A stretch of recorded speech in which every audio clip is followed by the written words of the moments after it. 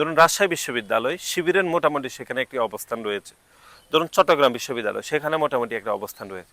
আপনি কোনোভাবে সেখানে শুনবেন না যে চট্টগ্রাম বিশ্ববিদ্যালয় অথবা রাজশাহী বিশ্ববিদ্যালয়ে ছাত্র রাজনীতি বন্ধ করে দিতে হবে, এটি আপনি কখনো শুনবেন না।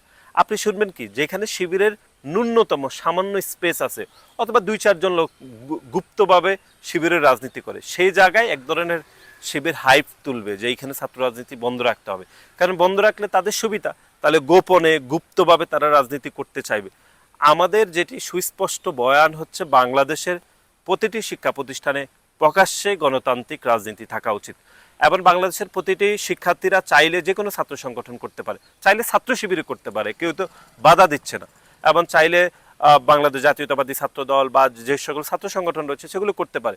কিন্তু আপনি যেখানে অবস্থান দুর্বল সেখানে আপনি গোপনে আপনি ছাত্র রাজনীতি বন্ধ করতে চাইবেন, যেখানে আপনার অবস্থান মোটামুটি শক্তিশালী সেখানে আপনি প্রকাশ্যে রাজনীতি করবেন, এগুলো হচ্ছে দ্বিচারিত রাজনীতি।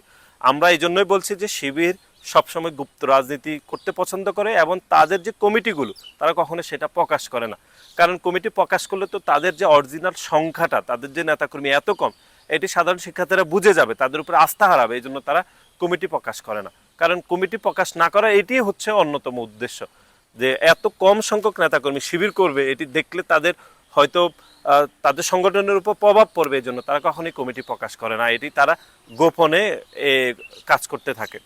সেজন্য আমরা সবসময় বলে থাকি যে বাংলাদেশের প্রতিটি ক্যাম্পাসে প্রকাশ্যে গণতান্ত্রিক রাজনীতি থাকা উচিত। শিক্ষার্থীরা চাইলে রাজনীতি করবে, শিক্ষার্থীরা না চাইলে রাজনীতি করবে না, এটি শিক্ষার্থীদের স্বাধীনতার বিষয়। কিন্তু আপনি গুপ্তভাবে রাজনীতি করে অন্য সংগঠনকে হেয় করে সাধারণ শিক্ষার্থীদের বিভ্রান্ত করার কোনো অধিকার আপনার থাকা উচিত না বলে আমরা মনে করি।